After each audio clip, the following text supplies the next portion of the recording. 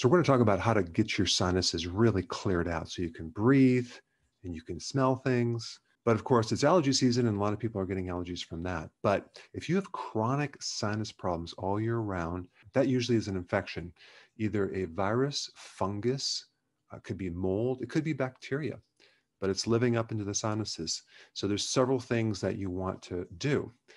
One is use a combination of echinacea oil and tea tree oil as a mist.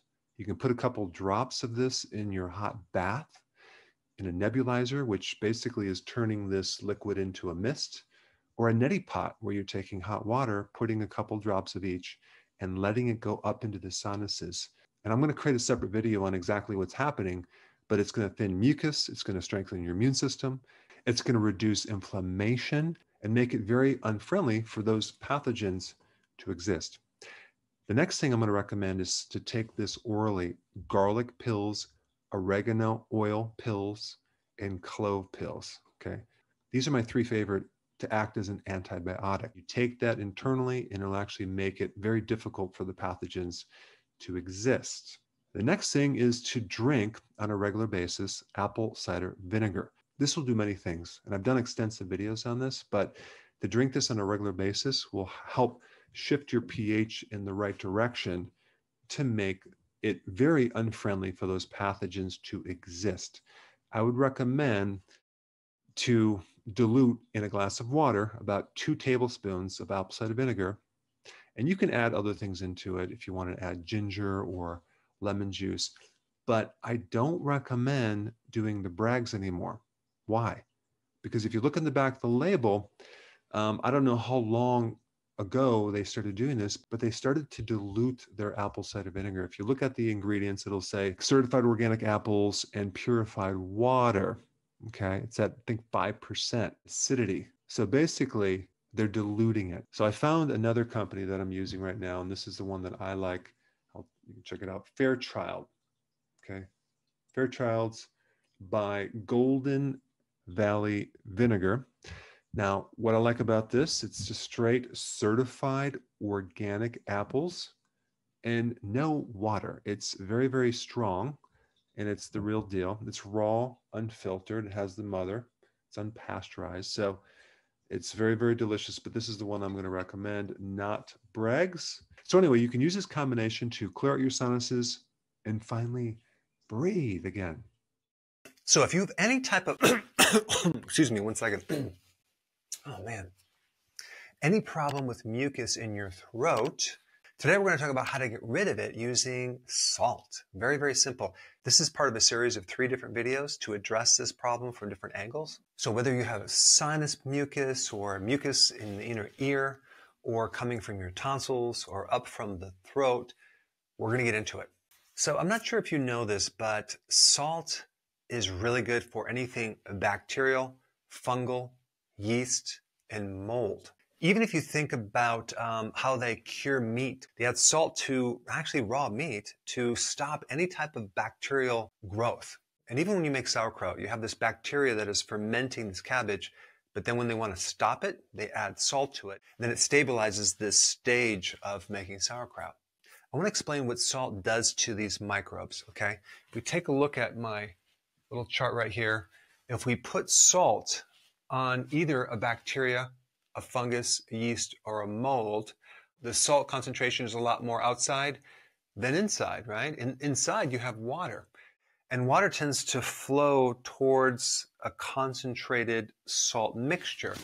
So the water is going to move out of the cell into the extracellular area right here, turning this bacteria into a shriveled, dehydrated, dead particle. So the salt will kill bacteria, fungus, mold, and yeast through dehydration.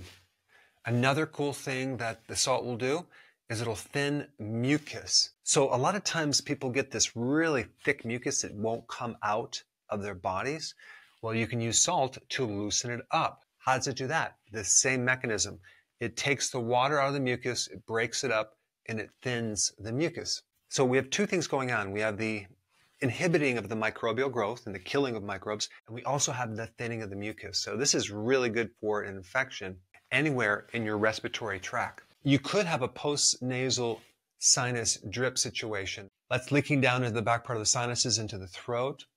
You could also have a situation where there's an ear infection and there's mucus buildup through the eustachian tubes on either side, and that can end up in the throat as well.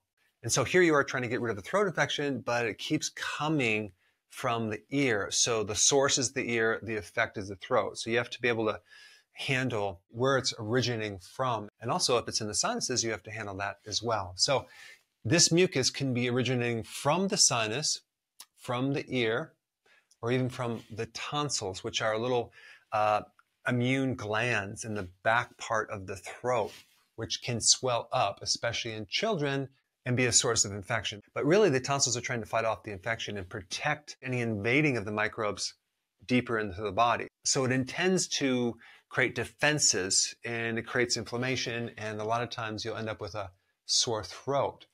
On occasion, some of the mucus could be coming up from the esophagus because you have either acid reflux that's irritating the esophagus, or you could have some mucus that's coming up from the lungs. So there's many different things that you can do related to salt, from very expensive to very inexpensive. So let's start with the least expensive thing you can do. You can basically take a teaspoon of sea salt. Now, as far as the salt that I recommend, I don't recommend using table salt because they have so many additives in there, anti-caking agents, and you really don't know the source of where they got that refined product. I would highly recommend you find a good rock salt, something that has been preserved, that hasn't been exposed to plastics and pollution in our oceans. A lot of times people will use Himalayan sea salt, but I will mention if you're going to use one of the therapies that I'm going to recommend, I think usually when you buy one of these units, which I'm going to explain, it comes with its own rock salt. And so in that case, maybe you don't want to put Himalayan sea salt because that does have a bit more iron. But certain units also just use sodium chloride. So let's say, for example, you're not going to get those units. You're just going to use some sea salt. Himalayan sea salt is a really good one. What you're going to do is you're going to take a teaspoon of this sea salt and dissolve it in a glass of water. And you're going to drink that down. Just by drinking it down, you're going to expose everything in your mouth and the throat area to this salt. Plus, the salt's going to go inside the body and strengthen something called the autonomic nervous system, which especially focuses in on this flight or fight mechanism. It tends to improve that. So many people will get results just from drinking some salt water. So you want to heat up the water to a certain degree so you can dissolve the salt in there. So you have the option of drinking it or using it as something you can gargle with, right? So you drink this salt water, you gargle it, get the back of your throat all exposed to this seawater, and you're going to start to improve your immune system because it's going to kill up the microbe and start loosening up this mucus. So saltwater gargles are great, but just remember, when you gargle with this, make sure you dilute the salt in the water. You may want to also add a teaspoon of apple cider vinegar. I like Fairchild's because it's a little more concentrated and it's more pure. But apple cider vinegar changes the pH and it kills microbes as well. So we're not only going to dehydrate the microbes, thin the mucus, but we can actually also kill the microbes by adding this apple cider vinegar, which is acetic acid. Now, I'm not telling you to put this straight concentrated acid into your body because that's going to irritate it, especially if you have a sore throat. You want to dilute it like 1 teaspoon in a glass of water to make it more diluted. But both salt and apple cider vinegar works really good for an antibacterial effect as well as an anti-inflammatory effect. The next thing you have an option to do is get a neti pot.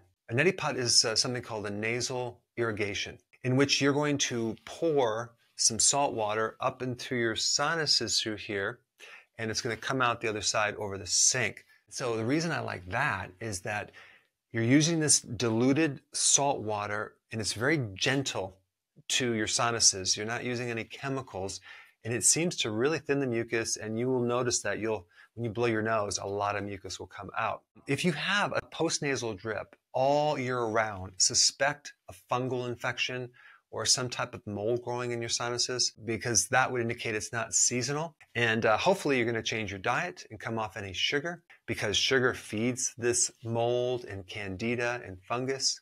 You'd probably want to do like a nasal irrigation neti pot maybe every other day until it's completely settled down. The problem with some people is they get their sinuses scraped out and they might get surgery. And now they damage this very delicate layer of skin that has all these good bacteria to protect you against pathogens. So in another video, I talked about using a drop of diluted kimchi juice and a little cotton swab to add that microbiome into the sinuses to give you relief. There's some great data on that. Now, the next thing you can do is use a humidifier, which basically turns a liquid into a vapor. And so you would use this while you're sleeping, right? You turn it on, you put your salt water in there, and you let it run all night long. So you can actually breathe this into your body, into your lungs, and it can help to thin the mucus. One more thing I would recommend is to really bundle up and get warm when you're in bed, because a lot of times these infections, especially if it's in the lower part of the respiratory area, or even the higher part, the upper respiratory, that can be viral. And so antibiotics don't work. And so you want to heat your body up and generate more like a natural fever. So you want to bundle up, get in your bed, stay warm, and try to sweat so you can cook these viruses with temperature. And so we're going to kill them with dehydration, kill them with an acid, kill them with heat.